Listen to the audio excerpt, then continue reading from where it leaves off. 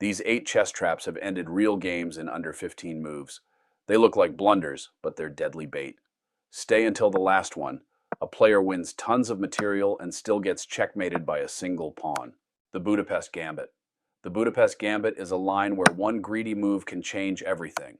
We start with d4, knight f6, c4, e5, the Budapest. White grabs the pawn, black replies, knight g4 attacking it back.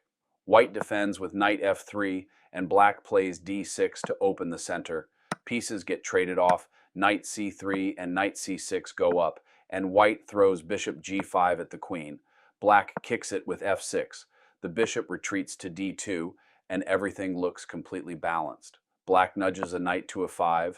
White gets twitchy about trading in the center, and plays h3 to shoo the knight on g4 away. Black responds with queen e7, a quiet-looking move that does nothing obvious. White sees a free knight sitting on g4 and takes it. That was the whole plan. Knight d3 is checkmate, because queen e7 had already pinned the e2 pawn in place, so nothing can capture the knight that just landed next to the king. Now let's take it up a level. The ICBM trap starts with a knight sacrifice that wins the enemy queen. Knight f3, d5, e4. Black takes on e4, and instead of retreating your attacked knight, you push it forward to g5. Black defends the pawn with knight f6. You play d3, they trade it off, and you recapture with the bishop. Nothing dramatic yet, just 2 active pieces and an open d-file waiting to be used. Black gets nervous and plays h6 to kick the knight, walking straight into it. Knight takes f7, a full piece sacrifice. Black grabs it, bishop g6 check forces the king to recapture, and now your queen has a completely clear diagonal stretching across the entire board, aimed straight at black's queen. One move, and it's gone. The Danish Gambit. The Danish Gambit takes even longer to spring, and it's worth the setup. We start with e4, e5, d4. Black takes, white plays c3, black takes again, and instead of recapturing, white offers a third pawn with bishop c4. Black grabs the b2 pawn too, white recaptures with the bishop. 2 pawns down, but look at what white has. A monster bishop pair, full development, and black hasn't done much of anything.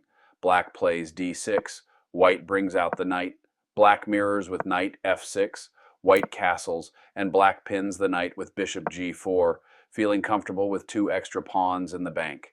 White pushes a 5. Black doesn't want to retreat the knight, so they just take the pawn instead. Bishop takes f7 check looks like a trap, but black's too smart to bite. The king slides to a 7, dodging it while staying up material. That's when the other bishop, sitting quietly on b2 this whole time, swings over to a 3. The king has nowhere left to hide. Black has to give up the queen just to survive, and the game is effectively over. Fried liver attack. It starts as the Italian game, e4, e5, knight f3, knight c6, bishop c4. Instead of the normal bishop c5, black plays knight f6, a move that looks fine but opens the door. Knight g5 puts 2 attackers on f7. Black's best response is d5, and after you take the pawn, the book move is knight f5, sidestepping the whole mess. Almost nobody plays that. Most players just recapture with the knight instead, assuming it's a clean trade. It isn't. Knight takes f7 forks the queen and rook.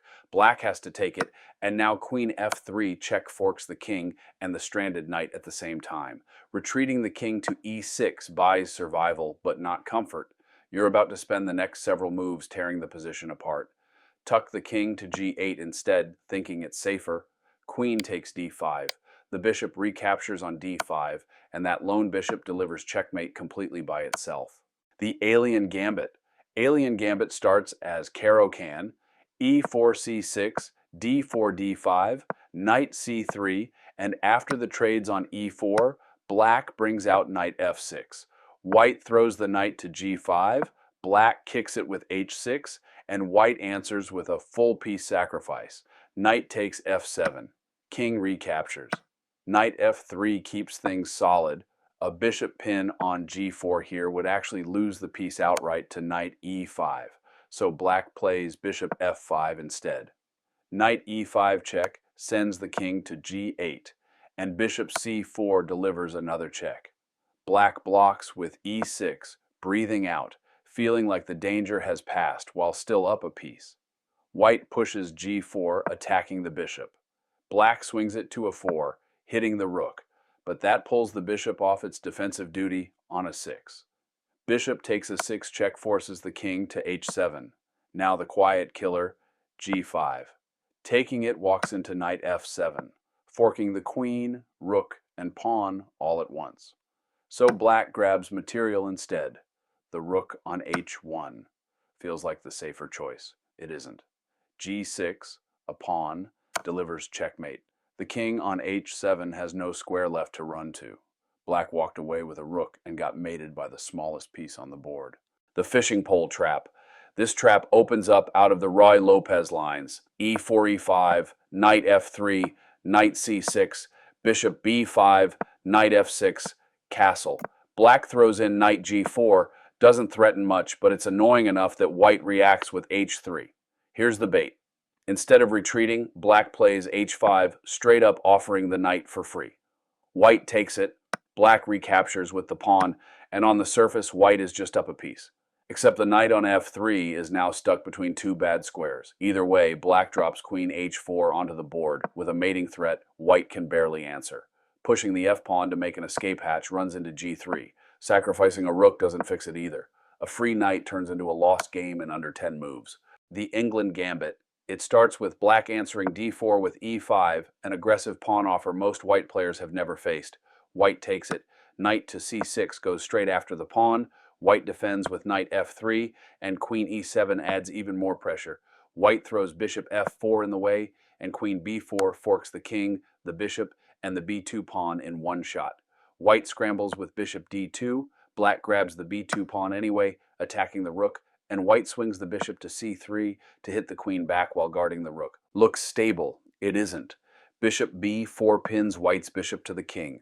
White tries to untangle with queen d2, but black just trades it off. White recaptures with the queen, and that's the move that loses on the spot. Queen c1 is mate in 1. Legal's mate, it starts with e4, e5, knight f3, knight c6, bishop c4, d6, knight c3. Nothing weird yet, just normal development on both sides. Then black pins your knight with bishop g4. You try to break the pin with h3. They ignore it and slide to h5 instead, keeping the pressure on. Here's the move that flips the whole board. Knight takes e5. Yes, your queen is still pinned. Yes, the knight just landed in the middle of nowhere with zero protection. Black sees a free queen sitting there and takes it without a second thought. Bishop f7 check. King's only square is a 7. Knight d5, check again, and there's nowhere left to run. Two knights and a bishop just mated a king that thought it had already won the exchange.